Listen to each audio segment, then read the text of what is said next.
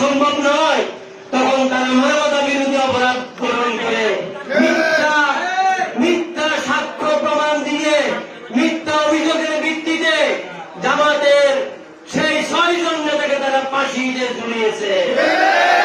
এইখানে শেষ নয়, শুধু জামাতের সকল কেন্দ্রীয় নেতৃবৃন্দকে যাবজ্জীবন কারাদণ্ডের মাধ্যমে একে একে জেলের ভিতর মৃত্যুবরণ করতে বাধ্য করেছে। তারা বিচারিক ভাবে জামাতের প্রায় 11 জন কেন্দ্রীয় নেতাকে তারা হত্যা করেছে।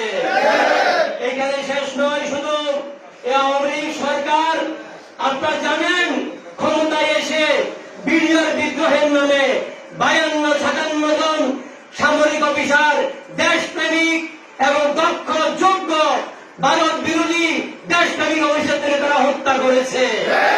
তারা হত্যা করে দীর্ঘদিন পর্যন্ত এদেশে ভারতের দাবেদার সরকার কায়েমের জন্য তারা এটার আয়োজন করেছিল। যদি সেই অফিসাররা বেঁচে থাকতো 15 বছর ভারতের রামগঞ্জ বাংলাদেশে তারা চালাতে পারত না। তারা এখানে শেষ করেনি। 11 সালে আপনারা জানেন তারা একটি বৈঠক নির্বাচনের মাধ্যমে ক্ষমতায় এসে ট্রাইব্যুনাল করেছে। 14 সালে 13 সালে তারা সেই হেফাজতের প্রোগ্রামে ডাকাতে গণমেসাকার করেছে। 17 আলেমকে তারা সেদিন রাতের অন্ধকারে শহীদ করেছিল। এখানে শুধু শেষ নয়, তারা বিগত 15 বছর হাজার হাজার মানুষকে আয়না করে বন্দী করে পঙ্গু করে দিয়েছে, তাদেরকে বোমা করে ফেলেছে, তাদের পরিবারকে অন্ধত্ব বরণ করার জন্য বাধ্য করেছে। আছে পৃথিবীতে নাই, তার পরিবার সে জানতো না। আজকে এখানে শুধু শেষ নয়, যাদেরকে মারা দরকার ওদের ক্রস ফায়ার করে গভীর সমুদ্রে গিয়ে লাশ ফেলে দিয়েছে। এটা তারা করে নাই শুধু। আমার সেদিন সেই জুলাই 30 তারিখ থেকে শুরু করে 5ই আগস্ট পর্যন্ত হাজার হাজার ছাত্র জনতার লাশ হেলিকপ্টার করে ভারতে নিয়ে গুম করেছে। জীবন্ত মানুষকে মেরে বেঁধে আগুন লাগিয়ে পুড়ে লাশ গায়েব করা হয়েছে। শুধু এখানে ক্ষান্ত হয়নি, তারা হাজার হাজার ছাত্রের বুকে গুলি চালিয়েছে। আজকের তথ্য অনুযায়ী 33,000 ছাত্রকে তারা ভঙ্গ করেছে। এখনো পর্যন্ত 1000 ছাত্রের 1 এবং 200 খারা 1000 ছাত্র জনতা সেই মেডিকেলে বেড়ে কাটাচ্ছে। হাত পা হারিয়েছে অন্তত 3 থেকে 4,000 মানুষ। তারা এই পর্যন্ত শহীদ করেছে হাজার হাজার। আমরা 800 শহীদের লাশের তালিকা পেয়েছি। জামাত ইসলামী 800 শহীদকে 2 লক্ষ টাকা করে 16 লক্ষ টাকা অনুদান দিয়েছে।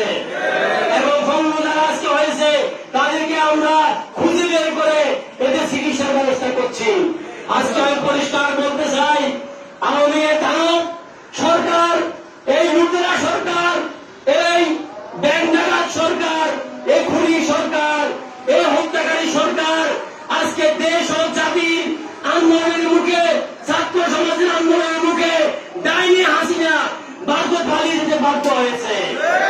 এখানে শেষ নয়, শুধু ভারতে গিয়ে আবার সেখান থেকে ষড়যন্ত্র শুরু করছে। ঠিক কিনা বলে? হাসিনা পালিয়েছে, তার মন্ত্রী পালিয়েছে, কিন্তু তার প্রেতাত্মারা এখনো আমাদের গ্রামে গঞ্জে অবস্থান করছে। আমি আজকে পরিষ্কার ভাবে বলতে চাই, তোমরা যদি কোনো প্রকার ষড়যন্ত্র করো এবং তোমরা যদি তওবা করে এদেশের জনগণের কাতারে সামিল না হও, তোমাদেরকেও ছাড় দেওয়া হবে না। আজকে পরিষ্কার ভাবে বলতে চাই, আমরা জামাত ইসলামী দীর্ঘ 15 বছর কঠিন নির্যাতনের মুখে দাঁড়িয়েছিল, কিন্তু তোমরা 15 বছর ক্ষমতা স্বাদ গ্রহণ করে 15 সেকেন্ড ক্ষমতা থেকে দেওয়ার পরে দাঁড়িয়ে থাকতে কেন পারো নাই? কেন পালিয়েছ? কেন আত্মগোপনে গিয়েছ? আমি সে প্রশ্ন করতে চাই। তোমাদের অপরাধ, তোমাদের অন্যায়, তোমাদের মুদ্রা, তোমাদের ডাকাতি, ব্যাংক এবং রিজার্ভ সহ দেশের কেন্দ্রীয় ব্যাংকের বোল থেকে সৈন্য এবং ডলার চুরি সহ নানাবিধ লুটের কারণে তোমাদের যে ভয় ভীতি, 1 সেকেন্ড রাস্তায় দাঁড়ানোর ক্ষমতা তোমাদের নাই। আজকে আমরা বলতে চাই, জামাত ইসলামী এই কঠিন নির্যাতনের মুখে জামাত তার রাজপথ ছাড়েনি। কেন? জামাত ইসলামী বিশ্বাস করে মরলে আমরা শহীদ, বাঁচলে আমরা গাজী। ঠিক কিনা? আমাদের জীবনের মূল্য নাই, আমরা আল্লাহর জন্য জীবন উৎসর্গ করে ফেলেছি। যারা আল্লাহর জন্য জীবন উৎসর্গ করে দেয় তাদের আমার জীবনে কোনো ভয় কি আছে? থাকতে পারে? প্রশ্নই আসে না। তোমরাই ভয় করো। তোমরা দাঁড়িয়ে রেখে ভাবাচ্ছ, দাড়ি ফেলে ভাবাচ্ছ, জেলের বেশে ভাবাচ্ছ, লুঙ্গি বলে ভাবাচ্ছ। তোমাদের এবার দেখে জাতি হাসারও মানে জাতির রুচি নেই। এই যে অবস্থা, কেন এত ভয়, কেন এত নাটক, কেন? তোমরা তো কোটি কোটি টাকা লুট করেছ, সবকিছু তোমরাই দখল করেছ, দেশের সম্পদ। আজকে কেনই নাটক করছো? জামাত ইসলামী বিশ্বাস করে আল্লাহর জন্য, আল্লাহর দিন কায়েম করার জন্য আমরা সর্বকিছু উৎসর্গ করে আমরা জামাত ইসলামীকে এগিয়ে নেব। আমরা কোন বঙ্গবন্ধুর নন, কোন স্বৈরাচারী শাসন, কোন দমন মাফিয়ন, কোন ফাঁসির মাংস আমাদেরকে কমিয়ে দিতে পারবে না। ঠিক কিনা বলে? বাংলাদেশের কর্মীদের উদ্দেশ্যে বলতে চাই, জামাত ইসলামী শুধু কোন মিশর রাজনৈতিক দলের নাম নয়, জামাত ইসলামী মিশর কোন রাজনৈতিক দলের নাম নয়। জামাত ইসলামী 3 দফা দাওয়াত, 4 দফা কর্মসূচি আপনাদেরকে রপ্ত করতে হবে। জামাতের 1 নম্বর কর্মসূচি হচ্ছে দাওয়াতি কাজ করা। যে দাওয়াতের মিশন নিয়ে লক্ষ পয়গম্বর জমিনে আসছেন, যে দাওয়াতের মিশন নিয়ে তাইফে মুহাম্মদ রাসূলুল্লাহ রক্তাক্ত হয়েছেন, যে দাওয়াতের মিশন নিয়ে উহুদের ময়দানে রাসূলুল্লাহ জান্নাত মোবারক শহীদ করেছেন, যেই দাওয়াতের মিশন নিয়ে উহুদের ময়দানে হামজার লাশকে টুকরো টুকরো করা হয়েছে আপনারা জানেন, সে দাওয়াতের মিশন জামাত ইসলামের 1 নম্বর মিশন।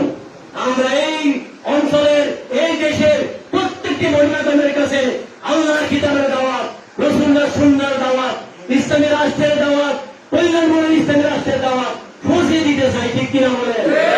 জামাত ইসলামী দাওয়াতকে ব্যাপক করার জন্য বাংলা, কোরআন, হাদিস, ইসলামী সাহিত্য সহ বিশাল সাহিত্যের ভান্ডার তৈরি করেছে।